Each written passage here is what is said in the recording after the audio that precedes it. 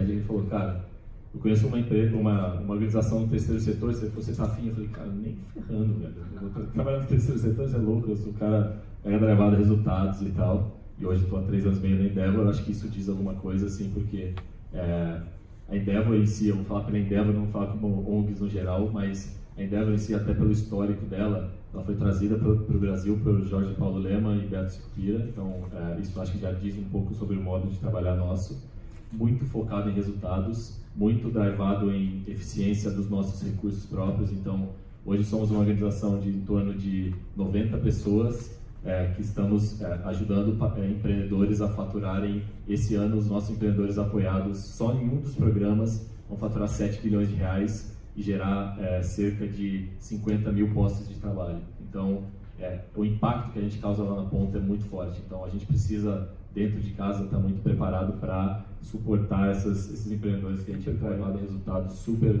acelerados. Assim, para mim foi um choque cultural de início. Falei, caraca, que é isso? Será que eu vou conseguir entrar nesse mesmo ritmo de velocidade? Então, trabalhar na Endeavor especificamente é muito, acho que eu diria assim, flexibilidade, cabeça de dono, que até foi falado aqui. Então, você ser empreendedor, se você vê uma bola quicando lá, não espere alguém pegar aquela bola e pegar. Assim, dividindo em 2 blocos, um bloco de entrega e um bloco comportamental. Pensando na entrega, é um lugar onde você não tem amarras, né? Startup é um lugar cheio de problema, né? E graças a Deus, porque é isso que me motivou a ir pra lá. Tem muita coisa para fazer e você não tem nenhum tipo de barreira, então você sai fazendo, você tem um poder de criação, de inovação, de execução e uma agilidade muito grande. Então são coisas que eu vejo, que eu vou fazendo, e em dado momento eu falo assim, gente, eu preciso reportar para minha gestora direto o que eu estou fazendo aqui, porque a liberdade é tão grande, ela confia tanto na gente. Por exemplo, no Dia da Mulher, a gente fez várias ações pensando no empoderamento feminino e teve uma ação que foi de flash tattoo. Então a gente levou uma tatuadora para de fato mostrar o empoderamento da mulher e que o lugar dela é onde ela quiser. Então a gente tem um espaço muito grande para inovar e para fazer acontecer.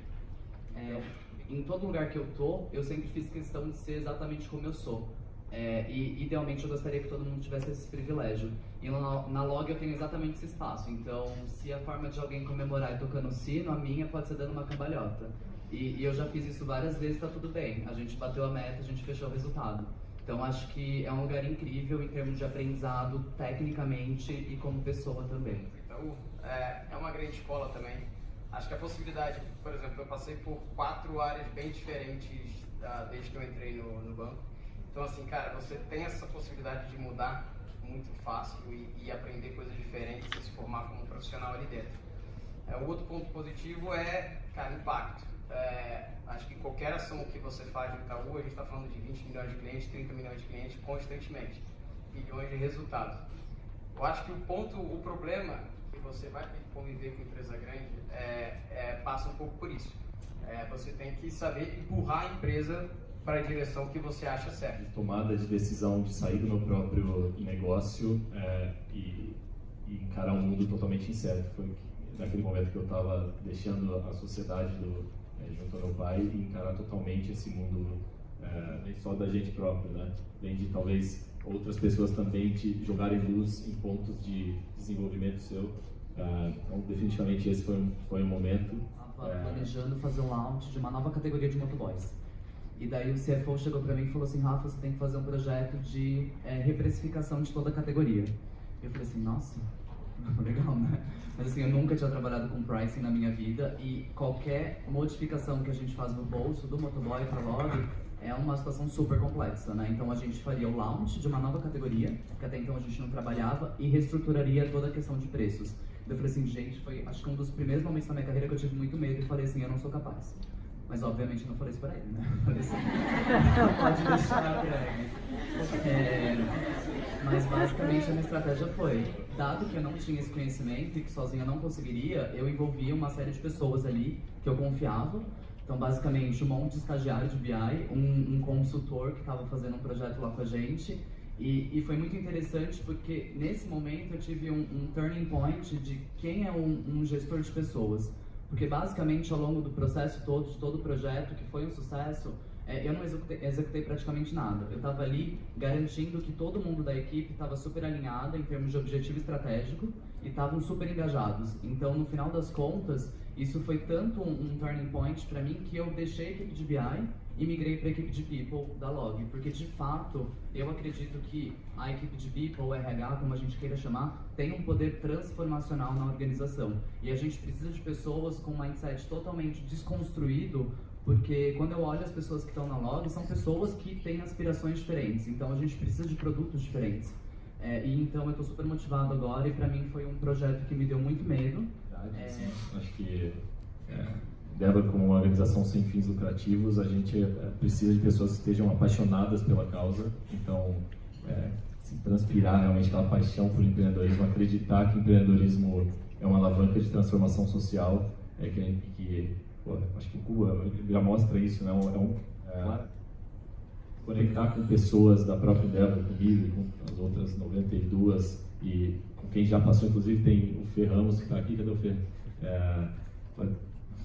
Quando eu entrei, ele era estagiário lá e assim, conversar com pessoas que já passaram, tem várias delas que estão em lugares muito incríveis hoje, ou empreendendo e tal, e ver se realmente é o lugar que você quer estar, porque eu acredito muito nisso também, não é só a Endeavor escolhendo, ou qualquer empresa escolhendo a pessoa, mas é outra via também. Toda entrevista que eu faço, eu falo isso no momento de conversa, dá para pegar aquela pessoa que está forçando a barra, sabe? Então, seja você mesmo, e se é lá que você quer estar, isso vai ser transmitido de alguma forma. Independente da empresa, eu acho que se conheça, saiba exatamente o que te motiva e para onde você quer ir.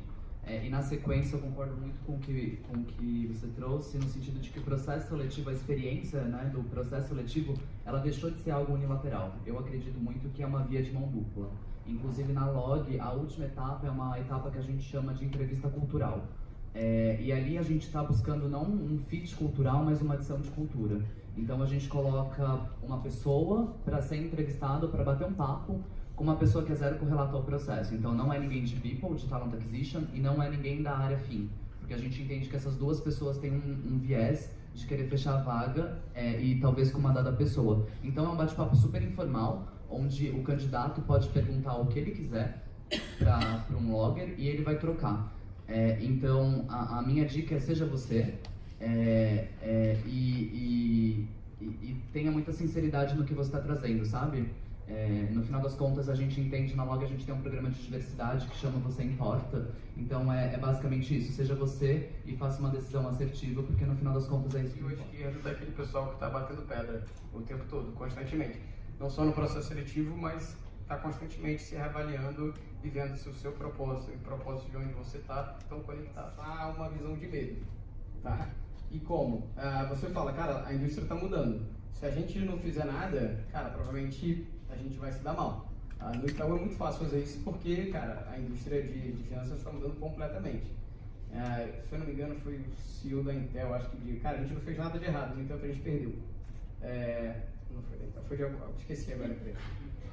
Mas se aplica a vários.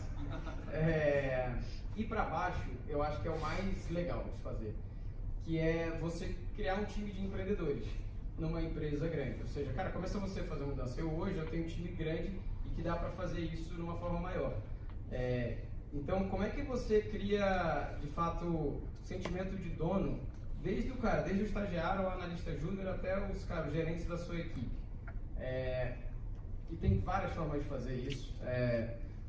Exemplo, desde o mais prático aqui, cara, o OKRs eu recomendo para todo mundo. É uma forma de gestão, uma ferramenta de gestão aqui, cara. Eu estou implementando lá no banco, que está sendo muito legal, ver a mudança de cultura e mindset. Mas desde, cara, todo mundo entendeu o propósito do que está fazendo lá e como que isso está linkado ao meu objetivo maior. Então, assim, eu, por exemplo, gasto a maior parte do meu tempo não pensando nas entregas que eu tenho que fazer, mas nas entregas que cada um do meu time tem que fazer e por que eles estão fazendo aquilo. Entender isso, entendeu? Mas, cara, essa é uma conversa longa que a gente vai estar no happy hour, a gente pode conversar mais sobre isso.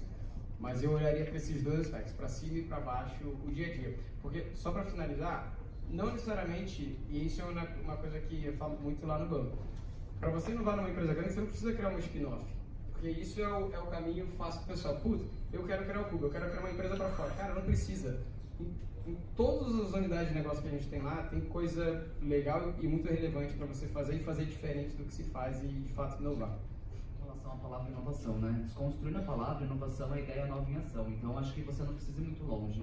É um mindset mesmo, é você falar assim, cara, hoje eu vou fazer diferente. E é um movimento voluntário. Se você quiser fazer e seguir o mesmo rumo sempre, isso vai acontecer. Então, com a minha equipe, eu provoco eles, a gente vai fazer tudo diferente, porque a gente veio para isso. Então, isso dá para fazer desde uma planilha Excel até um evento, ou uma festa, ou um novo aplicativo. É um mindset. Em relação à palavra inovação, né? Desconstruindo a palavra inovação, a ideia é nova em ação. Então, acho que você não precisa ir muito longe. É um mindset mesmo, é você falar assim, cara, hoje eu vou fazer diferente. E é um movimento voluntário. Se você quiser fazer e seguir o mesmo rumo sempre, isso vai acontecer. Então, com a minha equipe, eu provoco eles, a gente vai fazer tudo diferente, porque a gente veio para isso. Então, isso dá para fazer desde uma planilha Excel até um evento, ou uma festa, ou um novo aplicativo. É um mindset, um meio de pesquisa. E tem uma coisa que a organização avança muito rápido, né? Então, o que a gente entende como valor até então, até ano passado, pode ser que agora não seja mais verdade. E pensando nas pessoas que a gente quer contratar para daqui a 5 anos, será que a gente busca o mesmo perfil? Então, o bacana da startup é que o mundo e as pessoas, elas evoluem muito rápido e a gente se provoca a acompanhar essas mudanças. Então, a gente já está se provocando. Esses valores que a gente setou no ano passado fazem sentido hoje. Uma empresa aí com milhares de funcionários, mas também uma empresa que está começando o seu processo de escala, porque os empreendedores estão sacando que esse vai ser, realmente pode ser e vem sendo um fator decisório se essa empresa vai continuar sendo de sucesso ou não. Interessante, porque senão o processo seletivo ele vira subjetivo, né? E inclusive na Log a gente tem uma área de People Analytics que é para de fato trazer assertividade para a tomada de decisão em People. E o que parece contraditório, né? Você fala assim, eu vou trazer dados para as pessoas, eu vou tornar o processo menos humanizado. Mas muito pelo contrário, né? Você vai tomar decisões assertivas e todo mundo vai ficar mais feliz porque é o que é justo. Então os valores eu acho que é uma forma de você conseguir guiar o processo seletivo, o processo de desenvolvimento, o processo de promoção, o processo de desligamento e assim por diante. Provocação muito grande. A gente tem um valor que chama ser mimimi, né? E não é um mimimi no sentido de mimimi, é no sentido de me traga dados e fatos para a gente tomar a decisão mais assertiva. E a gente tenta permear isso na organização como um todo. Quando eu assumi uma das áreas de People, o briefing que tinha sido passado a gente quer construir uma área orientada a dados.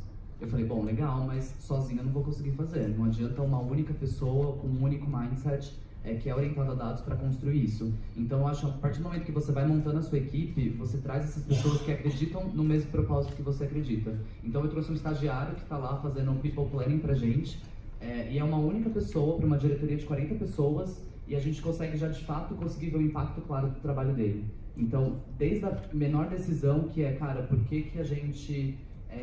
deveria fazer 3 entrevistas ou 4 entrevistas. Existe um aumento de assertividade no processo? Sim ou não? Então, a partir do momento que você se provoca a trazer a temática de dados e perguntar o porquê, os 5 porquês, né? Porquê, você vai chegar no propósito das coisas. E eu acho que a nossa geração, as pessoas estão super questionadoras e querem entender o propósito de tudo. Principalmente dos projetos. E quando você começa a perguntar o porquê, você chega nas causas raízes. E, em geral, você esbarra em elementos quantitativos e qualitativos. Então, eu vejo que o Analytics é uma combinação de quant, de data science, de research, e qualitativo também, que tem os designers e muita gente que vai a campo fazer pesquisa. Então, acho que é um mix dos dois que acaba permeando toda a organização. Depoimentos de vocês, e eu queria ilustrar com algumas coisas que vocês trouxeram. A primeira coisa é que a família que a gente nasce tem muita influência nas nossas escolhas. Muitas. Então, vocês viram diversas vezes aqui as pessoas falando que escolhem coisas, né, e acabam fazendo outras. Então, assim, até hoje, é uma pergunta importante para vocês fazerem, até hoje, o quanto que das coisas que eu faço é para receber a aprovação da minha família. Quando a gente fala família, é pai, mãe e sociedade. Tá? A segunda coisa que eu queria trazer é da importância da gente bancar o ônus e o bônus das escolhas que a gente faz. Porque a gente nunca vai saber se vai ter sucesso ou não. Mas o não a gente já tem. Né? E muitas vezes o arrependimento do não fazer é mais dolorido. Né? Então, todas as histórias aqui tiveram uma coisa de bancar a escolha. Escolhas que não foram fáceis. A terceira coisa é ter um mentor. Todos os maiores, as estrelas de teóricos de carreira apontam para ter um mentor. A figura do mentor é muito importante, principalmente para te ajudar a tomar decisão. Mesmo que você tenha que investir capital financeiro para ter um mentor, busque um mentor. Então, o melhor dos mundos é você ter um mentor de escolha mútua. Se isso não acontecer na tua vida, busca um mentor, você invista capital financeiro, mas tenha um mentor para te ajudar. Outro ponto é se libertar da primeira escolha acadêmica. Às vezes a gente faz uma escolha e fica insistindo para a gente querer ter uma escolha pautada naquilo ali que a gente se formou. E às vezes foi uma escolha, como a Fernanda trouxe, que você não sabia o que fazer. A gente tem que escolher muito cedo o que fazer da vida, né? Com 17, 18 anos. Eu entrei com 16, então é uma violência quase.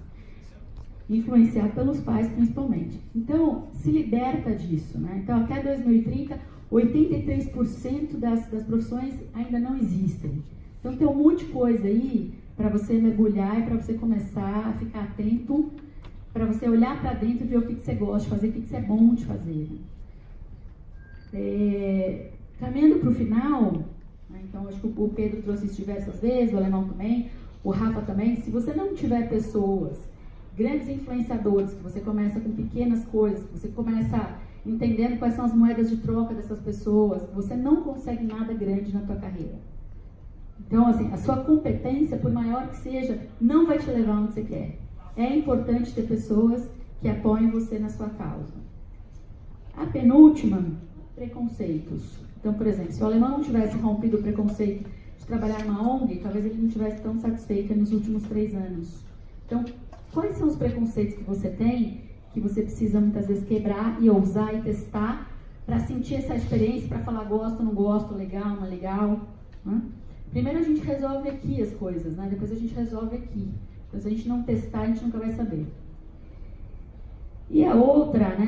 Vou misturar duas em uma. Isso só é possível através do autoconhecimento. Se você não souber quem você é, onde você funciona melhor, que tipo de empresa que se dá melhor com o teu jeito de funcionar, você nunca vai estar num lugar que a grande maioria das horas é importante para você, né? Ninguém vai te dar um propósito, é você que vai encontrar um propósito para você. Às vezes a gente quer delargar, né? Delargar, essa palavra não existe, mas eu vejo isso muito acontecendo. A gente delarga para o líder dar um propósito naquilo que a gente está fazendo, a gente delarga para a missão da empresa ser alguma coisa muito legal para a gente, mas e a gente está criando, será, um propósito naquilo que a gente está fazendo? Por mais simples que seja aquilo que a gente está fazendo, ousadia e trabalho duro. Eu não vi diferentes coisas aqui. Persistência, ousadia e trabalho duro. Acho que é difícil, acontece, mas é difícil alguma coisa importante vir fácil, né, de mão beijada. Então, acho que tem que trabalhar duro, tem que saber o que está fazendo e tem que acreditar, né? Primeiro em si mesmo e fazer as coisas do jeito que tem que ser. Obrigada mais uma vez a vocês, obrigada a vocês pelas perguntas.